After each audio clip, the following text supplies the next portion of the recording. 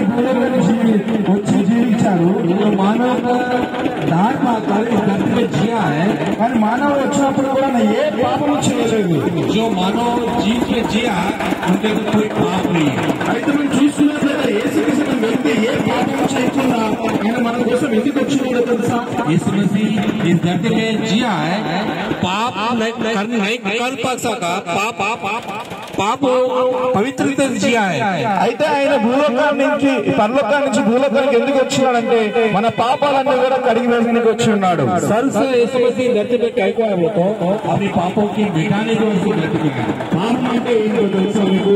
పాపం तो क्या है मालूम है?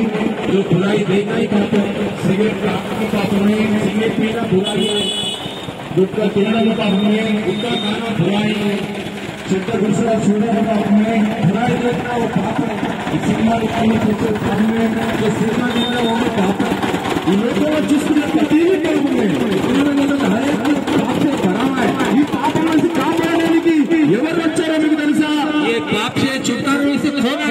ఇలా చూసుకున్నట్లయితే పాపం పోవడానికి ఎన్నో ప్రయత్నాలు మనం చేస్తున్నాము. अपने पापों को मिटाने के लिए अपने कितने की प्रयास कर रहे हैं. ఇలా చూసుకునే పాపం పోవడానికి బలపడిస్తున్నారు. जो पाप जाने के लिए बलिदान दे रहे हैं. ఈరోజు బలి మేకల్ని బలార్పిస్తున్నారు, పులిని బలార్పిస్తున్నారు.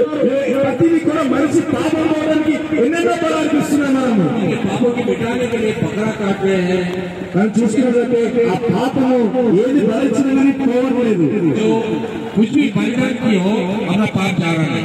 కానీ ప్రభువు యేసుక్రీస్తు మన కోసం చనిపోయి ఉన్నారు.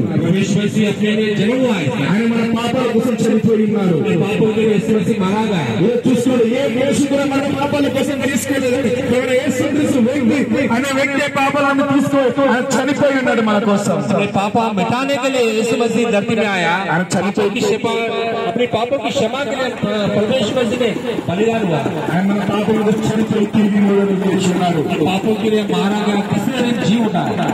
ఈరోజు శిక్షణ వ్యక్తి ఎందుకు చనిపోయినా తెలుసా?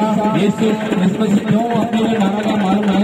మన పాపాల కోసం చనిపోయి ఉన్నాడు. अपने पापों के लिए मारा गया. ఆయన ఎందుకు ఈ లోకంలో వచ్చిందంటే మన ప్రతి ఒక్కరిని కూడా పరలోక రాజ్యానికి వచ్చి ఉన్నాడు. अपने को दुनिया में